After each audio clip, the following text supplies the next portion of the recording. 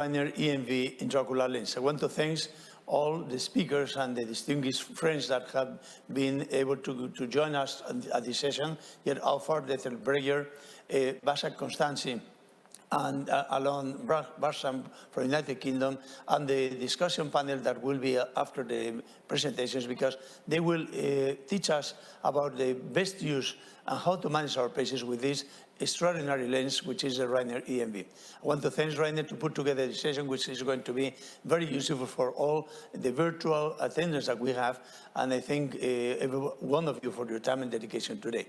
The first talk and the keynote is by Gerd Auffarth. He will talk about Rayner's EMV monofocal, intraocular lens and RayOne EMV toric intraocular lenses, optical principles and clinical outcomes. And Gerd, this is your time now. Thank you very much. Ladies and gentlemen, it's a pleasure for me to deliver this keynote lecture on the Rayner's RayOne EMV enhanced monofocal IOLs. In addition, also on the toric version of that. I would like to explain to you the optical principles and the clinical outcomes. These are my disclosures. Of course, you have to mention here Rayner. And my experience with Rayner is over 20 years now. I actually already in the early 2000s, I worked with them together. Was a PI for the FDA study on the C-flex and center flex.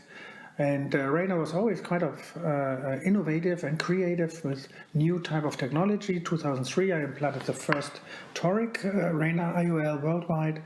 And 2006, the first implantation of a multifocal toric IOL. There were no IOLs such as this, and it was a Rayner M-Flex-T at that time.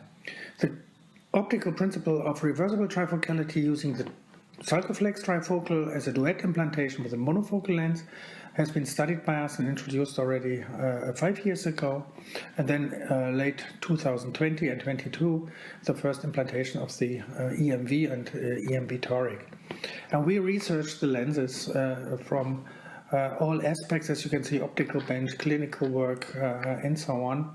And we published quite a bit of publication on the Rayner intraocular lenses over these years. Quite interesting if I look at this now from the backspace. Well, when we look at the Rayner IOL overview, you see here the decision tree, so to say, and the new kids in the blocks are the RayOne EMV and the RayOne EMV toric. As you can see here, in addition, you have the Sulcoflex family and the normal monofocal IOLs, and you can see that in that setup here. Well, the toric lenses and the monofocal lenses are available in 0.5 steps from 10 to 30 diopters, and the toric version goes up to 4.5 diopters with toricity. So it covers quite a bit of patients actually. If you've been to Vienna ESCRS, you could have enjoyed a very nice keynote lecture from Graham Barrett on this technology. You still can see it on the YouTube channel, as you can see here. So he is the father of the EMV technology. So if you have time or you're interested, have a look at this. And he said that the RayOne is a solution that gives the patient best satisfaction without the compromise of losing vision quality. And this is very important because the competitors in that whole area of premium lenses are the diffractive lenses, for example, and this photopsia is a big topic here. So what is EMV? Well, it will increase the range of focus up to 1.5 diopter if you just use the ametropic target. In contrast to diffractive technology, it doesn't create much dysphotopsia or problems with contrast sensitivity, as it doesn't split the light in different areas. You have an enhanced monovision algorithm here, where you can use a specific positive spherical aberration design to get a kind of mini monovision approach and get much more out of it than with a normal monofocal IOL. And it's also available as a toric version, and we know from the previous models the RayOne toric platform is an excellent rotationally stable platform. So here you see the difference between a normal lens with zero spherical aberration, which focused on one spot, and the ones with induced positive spherical aberration, which extends the focal range to up to 1.5 diopters, as you can see here. And it's a very simple principle, and it's unique and patent actually. The other so-called monofocal plus lenses do not apply this kind of technology. So without any light splitting, you get 100% of light distributed over this area. And this positive spherical aberration that you induce by the intraocular lens goes along with the positive spherical aberration that you have already in the cornea. And this can actually add the effect, and you may have even better results in some patients, but sometimes it may also be a problem. So it is always advisable to look at the spherical aberration of your cornea. You can use a device like the Pentacam IXL Wave or Tracy or other devices to measure that. The interesting thing is that you can do when you do the monovision or the second eye monovision, use the spreading in both directions of the visual field here on the defocus curve in order to have a maximum area of overlapping. You can see that the RayOne EMV extends the defocus also to the hyperopic side, not like a normal monofocal lens, maybe a little bit to the myopic side, and therefore you have a bigger area of overlapping. When you do that on the optical bench, for example, you see here the defocus with the 1 diopter defocus, which is the dotted line here, and ametropic refraction. Then you see already here that you will cover almost 1.5 to 2 diopters of defocus, and you see here with the United States Air Force target how far you can get with the resolution. So yes, you can see array 1 and 0 diopter, and 1 diopter gets you up to 2.5, 2.25. The first clinical cases with a toric lens we already presented last year, and I also published together with Ben Lahoud some of our experiences here. I remember it was in September where we put in the first toric lenses from Rayner in Heidelberg. You see how excited the ladies were when we did that. This case here was, I really have to say, this is a more than perfect case, almost unbelievable case. It's a woman, 64 years old, which had cataract and subcapsular posterior opacification, which also led to quite a bit of difficulties at night and stray light and so on. You see the IOL calculation, you see that she has around 1.5 diopter of astigmatism here. And we used the RayOne EMV toric calculator to do that. Came up with this calculation, as you can see here, the IOL for the right eye and for the left eye. And then we put the lens in. You see here we use the Artevo microscope from Zeiss with the Callisto system. We also did use the overlay for the capsulorhexis, so that we had a very nice standard 5mm capsulotomy or 5.5mm capsulotomy, and then the IOL was inserted using the Callisto system to outline the axis in the proper way. First day already we knew that we hit the target. Patient was uncorrected minus 0.4 logma for the right eye and 0 logma for the left eye. Then over time, after 1 week, after 1 month, you see here, for example, after 1 month, the patient really got very good 0 logma or even better binocularly for uncorrected distance, uncorrected intermediate, and uncorrected near 0.04, so full vision. After 3 and 6 months, similar outcome you see here after 6 months. Uncorrected distance acuity was minus 0.24 logma, which is like 1.6 or something in decibels, so excellent outcome.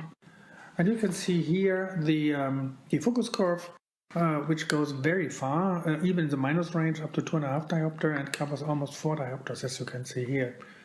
Patient was very satisfied, had no further halo, sometimes required specular for reading. It was quite interesting because under controlled condition he was like 0.0 or to 0.1 logma, but sometimes maybe a little bit dry eye applied here for longer reading. And this is actually very similar to the first implantation that we had in Europe in general. So here are all the firsties, so to say, in different countries. You can see here UK, Poland, Germany, and so on, and the doctors who implanted this. Almost 90 eyes, 56 patients, 16 surgeons, and we have the data here for 1 month's follow-up. And as you can see here, distribution was one third was either mini or modified monovision, and 2/3 were emetropia. You see IOL power distribution here, and you see the outcome, subjective refraction. We hit the target very good, and cylinder also was reduced very nicely. So the refractive outcome was good. The pre and post-op cylinder, you can see that you had almost 3/4 of the patient were less than half a diopter, and 100% were less, or 96% were less than one diopter. So very good outcome on this. Here again, the refractive outcome for cylinder and refraction. And if you look at this double angle plots, you can see how much you condensed with all deviations the residual power vector for the cylinder. The visual acuities were around 0 logMAR, as you can see here, uncorrected intermediate. Near acuity binocular around 0.2 on the whole group, which is better than newspaper reading. And here again, the binocular outcome, and as you can see, around 80% of the patients had excellent outcome in all distances. Then satisfaction, so patient-reported outcome was 95% very satisfied or satisfied, 50% are completely spectacle-free, and only a small number, 1/3 only, wears occasionally reading glasses. So we can say as a takeaway, first and eye were great in terms of cylinder correction reduction, uncorrected distance acuity. The same we were expecting from the standard monofocal EMV. Very good range of vision, especially for the intermediate, but also very good functional uncorrected near visual acuity outcomes, especially binocularly, and of course based on this, very good patient satisfaction. If you're more interested in the data, there's a white paper which you can get from the webpage of the ophthalmologist. And if we're talking about these things, Rayner also offers some podcast series, and we had some very nice podcasts together with Nino Hirnschal or Martin Dirisamer and with Ben Lahoud on toric IOLs, biometry tips, and IOL materials. So if you're interested in that, you can see here where you can look at it, and I really recommend you to try it out. So thank you very much for your attention.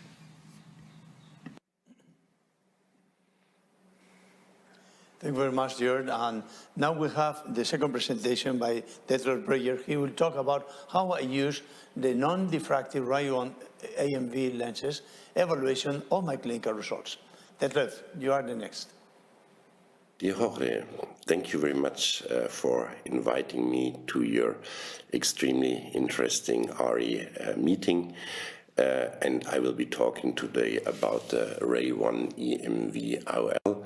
I have no conflict of interest. This is a well-proven design we all know, but the optic design is different.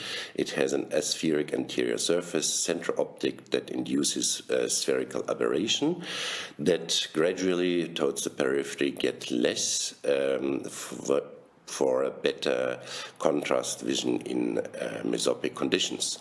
It's a non-diffractive design for less halo and glare, and the EDOF effect is around about 1.5 diopters.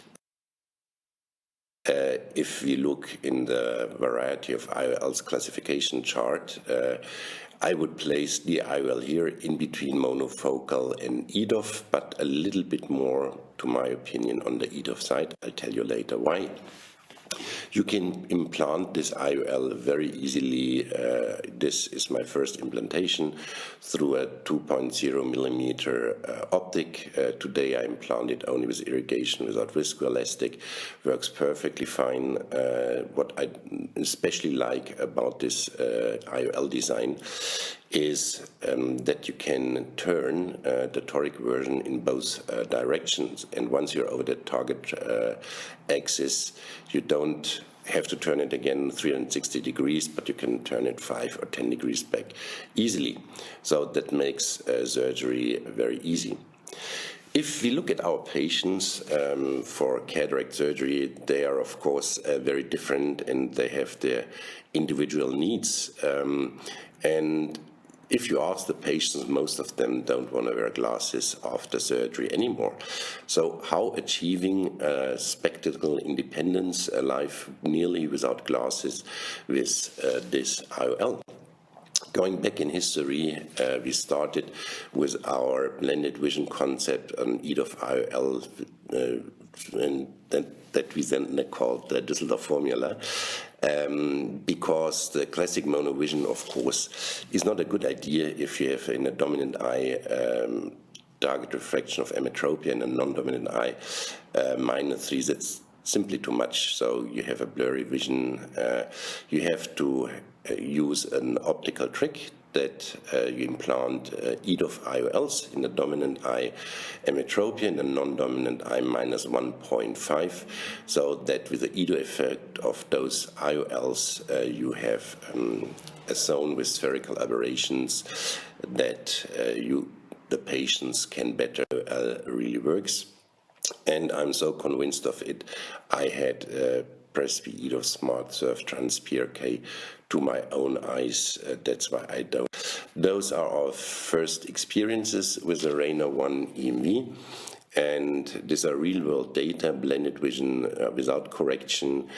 And you can see that there is quite a big defocus capacity if you test the binocular vision. So when we asked our patients, what can you do without glasses? 42 of them, the first 42 said, we can do sports, drive a car, work, PC, laptop, and even read a book in good light conditions. But none of our patients could read small print. That's a big difference to trifocal IOL. We didn't have any complications, and the good thing was nobody was reporting about halo and glare. And if we gave the patients this halo and glare chart, they pointed at one of the two top pictures and never the lower pictures, as it can happen with trifocal IOL. And as we all know, patients don't like halo and glare, can easily turn into a white shark for us if they can't drive a car anymore. How do we implant the RayOne EMV toric? With Lensa femtosecond laser marks on the capsulorhexis, because then we always have excellent cyclotorsion control. On the other hand, and I think this is important to point out, as we promise our patients life without glasses or nearly without glasses, I think we have to be cataract refractive surgeons. Why is it? Because if you promise life without glasses, you have to be able to do touch-up surgery. If you do a smile, or if you do excimer laser surgery or implant a Rayner sulcus supplementary IOL, that doesn't matter, but at least you should be able to do it, because if you're not, you inevitably produce unhappy patients. So I hope I could convince you that with the RayOne blended vision Detlev formula, you are able to treat your patients individually. Thank you very much for your kind attention. Thank you very much, Detlev. Excellent presentation. Now, next speaker is Bostanci from Turkey, who will talk about the use of RayOne EMV in difficult and special cases. And the question is minimum of vision necessary to get a good outcome with the patient? Başak, now you are the next. Thank you. Good morning, everyone. I'm Başak Bostanci from Turkey, and I will be talking about the use of RayOne EMV in difficult and special cases. Here are my financial disclosures. Patients are increasingly expressing their desire for spectacle independence after cataract surgery, but can we provide it to everyone? We know that monofocal IOLs are better and safer options for patients with ocular surface disorders, severe dry eye, history of refractive surgery, and also patients with glaucomatous changes and chronic systemic diseases. Until recently, we could offer presbyopia correcting IOLs only to patients without additional ocular pathology. But when you place a monofocal IOL, there would be a functional vision compromise.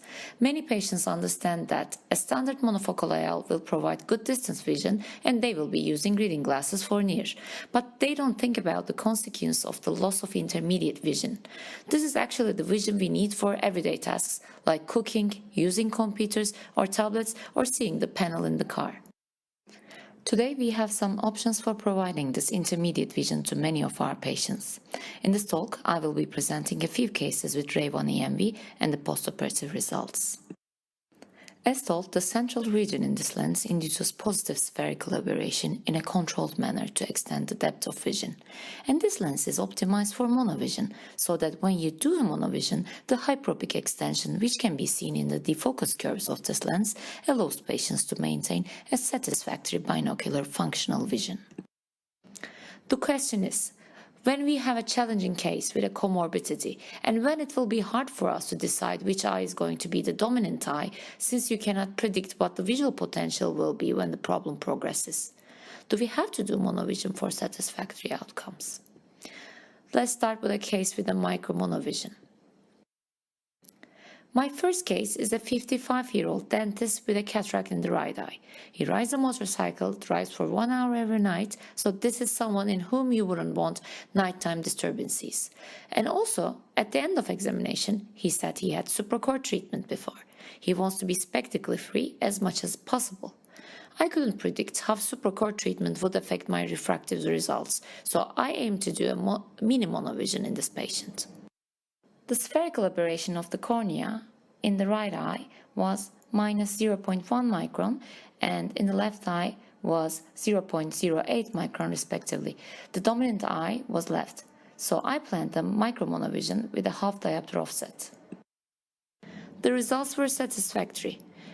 Don't forget, because of the central spherical aberration of this lens, the autorefractometer printouts would be mildly myopic.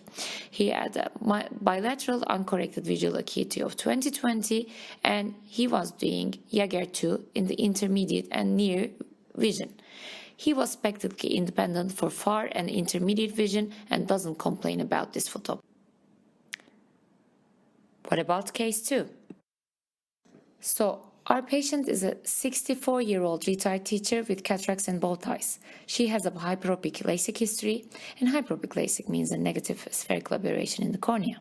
I didn't want to implant a lens with negative asphericity. The positive spherical aberration of RayOne EMV would give me a better distant vision. So I told my patient that the reading distance visual acuity may not be perfect, but the distance vision will be good. She understood that she may have to wear glasses for reading. She has a negative spherical aberration in the right eye and zero aberration in the left. We aimed metropia in both eyes in this patient. And here is the result. Şimdi karşıya okutuyorum. Şöyle okuyalım. DH TAC Harika. KPR VAR Süpersiniz. Evet, şimdi yakın okumanızı isteyeceğim. Şu CB sırasından başlayalım. CB 6 DLN 6 PRR Şurası var. FZ.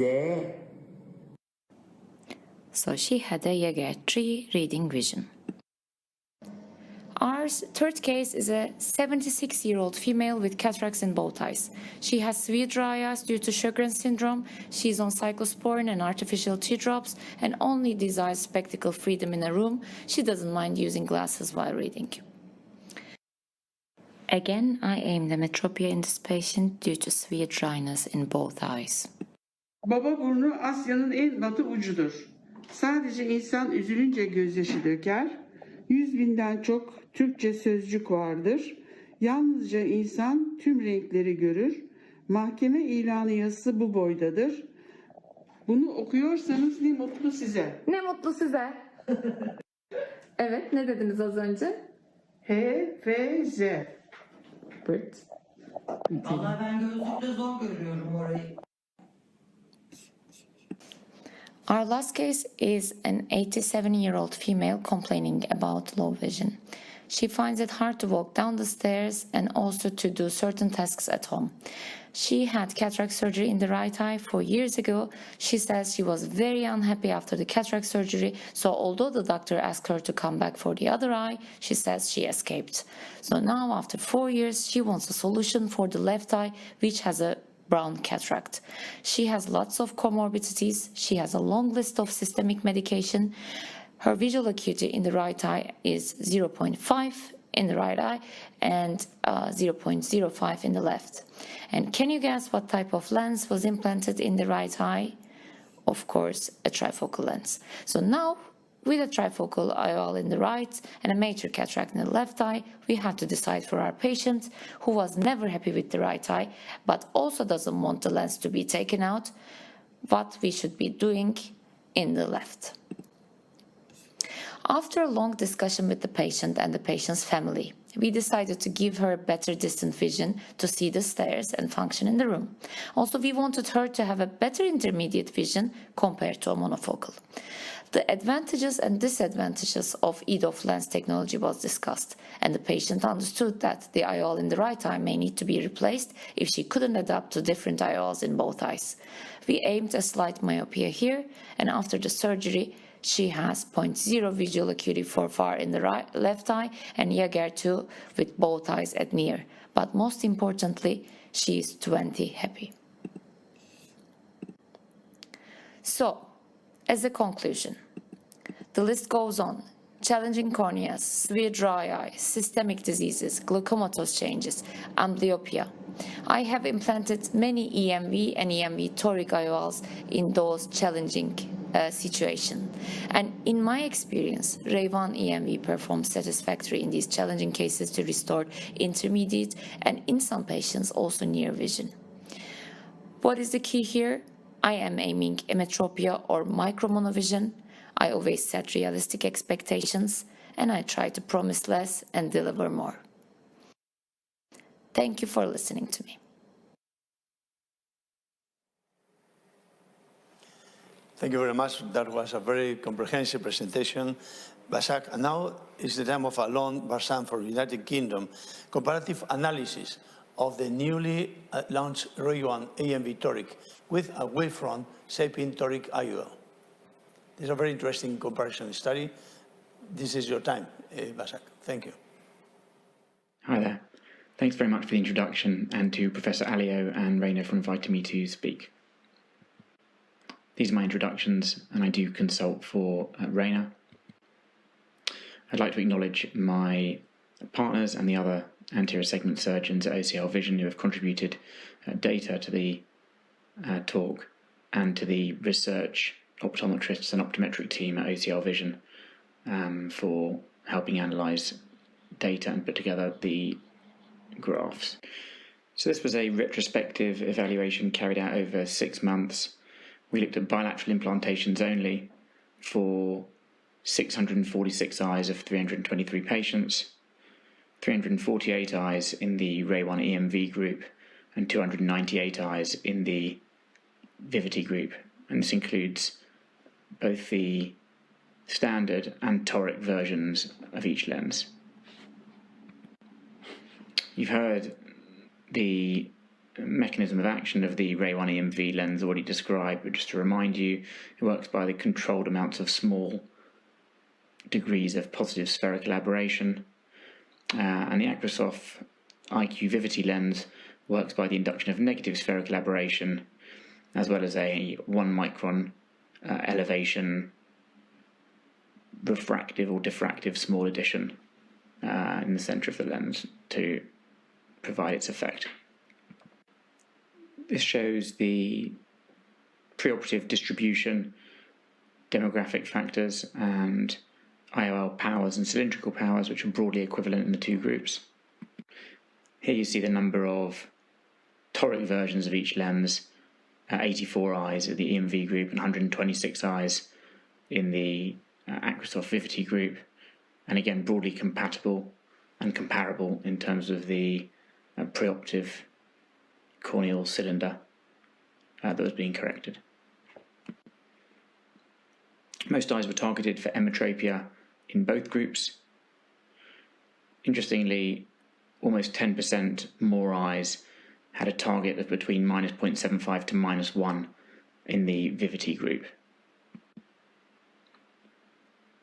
The postoperative deviation from target spherical equivalent was excellent in both groups and comparable, and above the normative NHS values. So we saw a statistically significant better uncorrected distance visual acuity and corrected distance visual acuity monocularly and binocularly in the RayOne EMV group. We saw equally good, no difference in binocular uncorrected intermediate visual acuity, and we saw a statistically significant better uncorrected near visual acuity in the Aquasoft Vivity group to the tune of 2 to 3 letters. We did a subgroup analysis to look at refractive target in each group, either emmetropia or various degrees of myopic target. And again, you can see across the groups slightly better distance visual acuity in the EMV group, very similar intermediate visual acuity in both groups, and slightly better uncorrected near visual acuity in the Vivity group. And we can see a similar effect in the monocular visual acuities here between the various groups, depending on how much myopia we were targeting preoperatively. In the cumulative distribution of postoperative monocular and binocular uncorrected distance visual acuity, we see 63% of eyes with 0.1 logMAR or better in the RayOne EMV group. The EMV data here is in blue and the Vivity data is in green, so slightly better results here for the EMV. And 70% of patients with binocular logMAR uncorrected distance visual acuity of 0.0 logMAR or better, which was similar in both groups.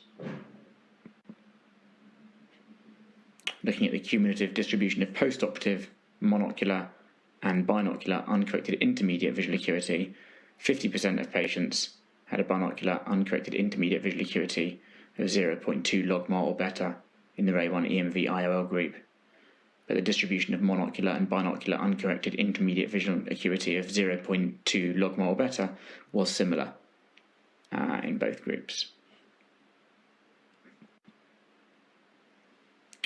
Looking at the distribution of refractive cylinder postoperatively, we saw more eyes in the RayOne EMV group with a post-op refractive cylinder of 0.25 diopters or less, 91.5% of eyes in the RayOne EMV group, and 86.8% in the Vivity group with a post-op refractive cylinder of 0.75 diopters or less.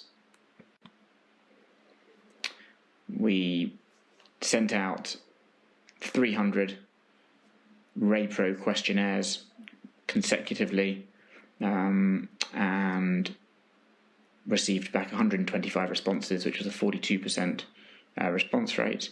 And we saw higher satisfaction rates in the RayOne EMV group with 84% compared to 78% in the Vivity group, but very high satisfaction levels in both groups. So in conclusion, the RayOne EMV demonstrated significantly better uncorrected distance visual acuity and corrected distance visual acuity. Binocular uncorrected intermediate visual acuity was as good in the EMV group as it was in the Aquasoft IQ Vivity group. We saw good uncorrected near visual acuity in the EMV group, but slightly better to the tune of 2 to 3 letters in the Vivity group. This matched the expectation of patients, which explains the greater satisfaction level in the RayOne EMV group, considering the differences in how the lenses are positioned on the market. There were more eyes targeted for slightly greater degrees of monovision in the Vivity group. We saw more effective post-operative cylinder reduction in the RayOne EMV toric group, with 61% of eyes having post-operative refractive cylinder within plus or minus 0.25 diopters in the EMV group, compared to 46.3% in the Vivity group. And we saw a higher patient satisfaction rate with post-operative vision in the RayOne EMV group. Future considerations: we would like to look more carefully at the subgroup analysis to compare the different levels of monovision targets. We want to increase the numbers, continue to collect data. We'd like to look at high levels of monovision, for example, what happens when you target 1.25 diopters or more. We'd like to look at more RayPro questionnaire results and look at the patients that were not satisfied and find out in more detail what their cause of dissatisfaction was. It would also be interesting to do a cost-benefit analysis across different advanced technology IOL models, especially in this case, the RayOne EMV is so much cheaper than the Vivity lens, so to take the pricing and the cost of the technology into account. Thank you very much for your attention. If you have any further questions, please feel free to email me at allon@oclvision.com, or you can find me on social media at Allon Barsam. Thank you very much for your attention. Thank you very much, Allon. Excellent presentation and very interesting. And now is open the debate with the colleagues that are in the panel discussion: Alejandro, Portero from Spain, Mariano, Royo, also from Spain, Gerd, Auffarth, Allon, Barsam, Başak, Bostanci, and Detlev. I'm happy that we have sources like Dr. Royo, who has been trying many years, many type of lenses. And my first question is for you, Mariano. Which is your experience with the EMV in your patients? Because I am a user of these lenses, one of my favorite lenses now. I have my own opinion. I will talk about this later. But which is your experience, and you can summarize when do you use, which is the best patient profile and the target refraction that you try to get?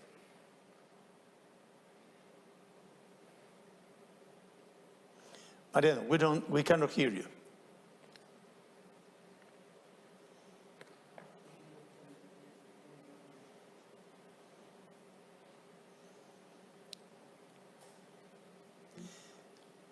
Well, Mariano is not. Okay. Ja, So kurz let me address. Ich bin gerade noch in einem kurzen Zoom-Meeting. Ich komme um Punkt 11 Uhr komme ich runter. Sind Sie schon da? Also es dauert noch 5 Minuten. Ja, tut mir leid, ich bin jetzt gerade hier online quasi und rede dann gleich. Ja, bin ich irgendwie, aber es wird gesagt 5 Minuten. I think that you are talking by phone. No, let's start from the beginning. Mariano, can you hear me? Yes or no? Yes. You can. I can hear you. Right. So my question to you is, which is your experience, the best patient profile and target refraction that you try to get in these patients? Well, we don't use monovision. All our patients are bilateral with the same target. And we have more than 200 patients bilateral operated. And I am agree with the result of the Professor Auffarth, because the average of our patients is 1.5 diopters to addition to read. And we have special attention with the aberration, the size of a spherical aberration, that the total corneal aberration we add with the aberration of the lens. The EMV has an aberration. Its aberration, it depends of the diopters of the lens, yes? And we use the addition, the aberration of the lens with the total corneal aberration of the patients. And our target now for a pupil with 4.5 millimeters is total aberration 0.6, and we have some patients disappointed when we used in the past the monovision. And because of that, we use only bilateral target, the same target for both eyes. I don't know. And Detlev, I can explain. thank you. Detlev, which is your target? Yeah, thank you, Mariano. Which is your target refraction, Detlev, in your patients? You know that I have a more or less a refractive clinic, so most of my patients I do use IOLs or cataract patients which has a strong wish for spectacle independence. So I do 90% of them monovision or better blended vision with either IOL, and 10% I implant multifocal IOLs. So I'm personally very convinced of the concept of mono or blended vision with either IOLs, as I started 12 years ago. I caught up the idea, I have to confess, from Dan, because Dan Reinstein was promoting his Press Beyond on very much occasions. And in that time, I was looking for a good laser surgery for presbyopia patients, and I was very convinced of the concept. It really worked. So I just copied and pasted it, and now with a RayOne, which really has no halo and glare, I'm very, very happy, because people don't need glasses anymore and don't have halo and glare. So this is really fascinating. The only thing I have to confess is the first 3 months, I talk to my patients about 3 months surgery. That means I have a blended vision on my own eyes with laser surgery, and I told them the first time it will be more difficult to drive a car, drive carefully, if you walk down steps carefully, if you work near. From day 3 I did surgery again, but I was a little slower, I took a little bit more light. And if you use those tricks over 3 months, after 3 months, you're happy with blended vision with a Rayner 1.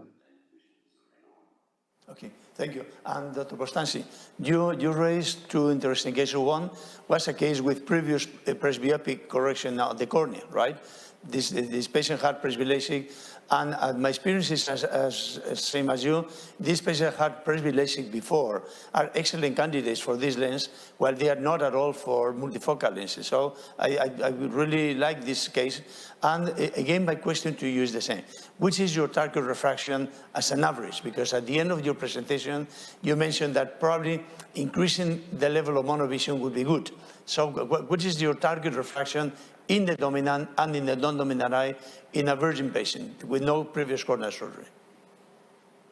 Thank you for this question, Professor Alió. So in a virgin patient, I aim for a metropic result, or like a minus quarter diopters of myopia in the dominant eye, and in the other eye, if both eyes are very healthy, I will aim for 3/4 of myopia in the non-dominant eye. This way I can give like 90% of spectacle freedom, and if they really have to read small print like prescription, then they can have like 1 diopters of reading glasses. But most of the time, like 90% of my patients don't need it. But if the patient has comorbidities, I aim for a slight myopia, like half diopters in both eyes.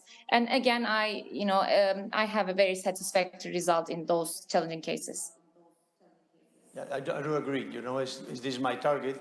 And I do agree as well, and you mentioned in your presentation, that this is a lens for patients with comorbidities. I wouldn't use a multifocal lens at all, without full maculas, with glaucoma patients, with patients that have low contrastivity, for instance, elderly patients. They are ideal candidates for this lens. This is really right. And Allon, you are here, and well, it was quite remarkable, the comparison with the VVT, a very well-known lens, but it was remarkable as well that monovision was more frequently targeted in the VVT than in the Rayner, while usually it's the opposite. Do you target now this metropic bilateral aiming target for the RayOne, or do you try to get, as Dr. Bostanci, some monovision as well in the non-dominant eye? Thanks, Jorge. Yeah, that's an excellent question. The series that we had was really our whole experience, pretty much, from when we first started using the lens. So because the initial Vivity papers that came out were already a mini monovision comparison. I think there was more comfort within our practice group for targeting monovision with the Vivity initially, whereas with the EMV, there was a lot of unknowns. We were the first centre in the world to put the original EMV in. So we started with emmetropia target in both eyes and have then been gradually pushing more and more monovision. So now my target with the EMV is normally around -1, because I've just found the tolerability of monovision with EMV is so much greater, even greater, in fact, than it is with presbyopic laser. Whether it's due to the positive spherical aberration rather than a negative spherical aberration as it is with presbyopic laser, I'm not sure. But I've just been very surprised that we don't get complaints of anisometropia, we don't get complaints of any loss of intermediate vision or any of the problems that you sometimes get with a laser monovision treatment. So it's been highly tolerated. And because the differences with Vivity and EMV for reading were so subtle, the question on my mind now is, if you just push a little bit more monovision with the EMV group, can you match those two lenses in terms of patient satisfaction, in terms of spectacle independence? Because the Vivity lens does give a mild halo and is so much more expensive.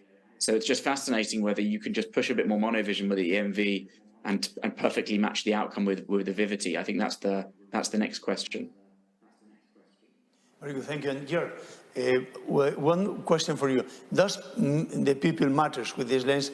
Is the pupil behavior in terms of too much myotic pupils or pupils that are for patients that have poor pupil responsiveness matter in this type of lens or not?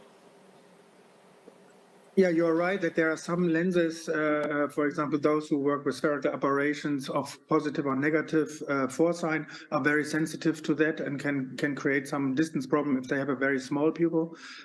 We haven't seen that on the optical bench with the Rayner lens, with the EMV. And we never heard any complaints that, for example, if they go drive a car in sunny daylight, that they cannot see on the street the signs or something like this. With some of the other lenses, you can have that actually.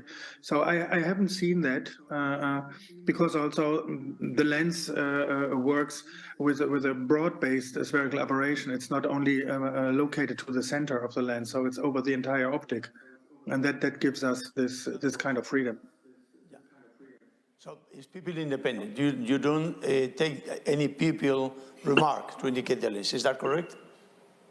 Well, as a matter of fact, if we plan on putting lenses in, we check the pupil, and from that we decide which direction we go. So we choose the one or the other lens. So we have done that already when we talk to the patient before we decide the EMV or something else.